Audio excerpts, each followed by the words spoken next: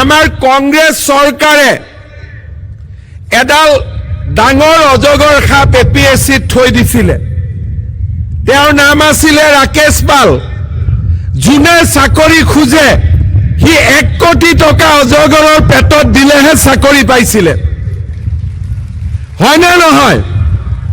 এতিয়া আপোনালোকে চিন্তা কৰক, আগতে যেতিয়া এপিএছচি ৰিজাল্ট দিয়ে টিভিত আলোচনা হয় যে কোন মন্ত্ৰীৰ ল'ৰাই চাকৰি পালে, কোন মুখ্যমন্ত্ৰীৰ পিএ চাকৰি পালে।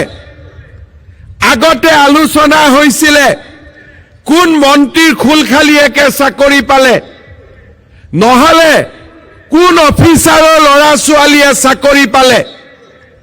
আজিকালি টিভিত আলোচনা কি হয় যে কোন তৰকাৰী ব্যৱসায়ী ল'ৰাই মেজিষ্ট্ৰেট হ'ল, কোন বজাৰত দোকান দিয়া বিধৱা মহিলাৰ ছোৱালী মেজিষ্ট্ৰেট হ'ল। আজি তাৰ বিষয়ে টেলিভিছনত আলোচনা হয়। আমাৰ কংগ্ৰেছ চৰকাৰে এডাল ডাঙৰ অজগৰ সাপ এপিএছচিত থৈ দিছিলে। তেওঁৰ নাম আছিলে ৰাকেশ পাল।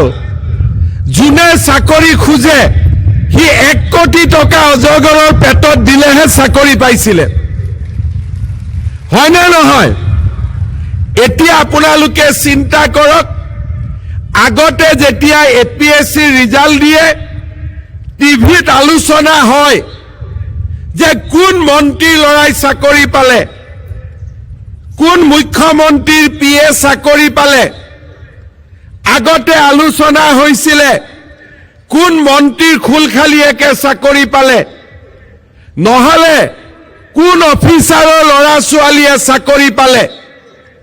আজিকালি টিভিত আলোচনা কি হয় যে কোন তৰকাৰী ব্যৱসায়ী ল'ৰাই মেজিষ্ট্ৰেট হ'ল, কোন বজাৰত দোকান দিয়া বিধৱা মহিলাৰ ছোৱালী মেজিষ্ট্ৰেট হ'ল।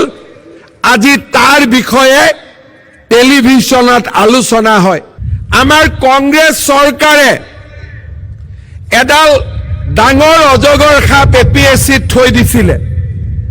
তেওঁৰ নাম আছিলে ৰাকেশ পাল। যোনে চাকৰি খোজে সি 1 কোটি টকা অজগৰৰ পেটত দিলেহে চাকৰি পাইছিলে। হয়নে নহয়? এতিয়া আপোনালোকে চিন্তা কৰক, আগতে যেতিয়া এপিএছচি ৰিজাল্ট দিয়ে টিভিত আলোচনা হয় যে কোন মন্ত্ৰীৰ ল'ৰাই চাকৰি পালে, কোন মুখ্যমন্ত্ৰীৰ পিএ চাকৰি পালে। আগতে আলোচনা হৈছিলে কোন মন্ত্ৰীৰ খুলখালিয়েকে চাকৰি পালে, নহলে কোন অফিচাৰৰ ল'ৰা ছোৱালীয়ে চাকৰি পালে।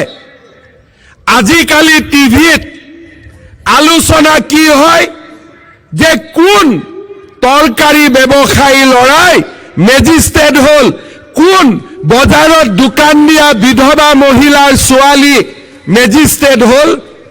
আজি তাৰ বিষয়ে টেলিভিছনত আলোচনা হয়।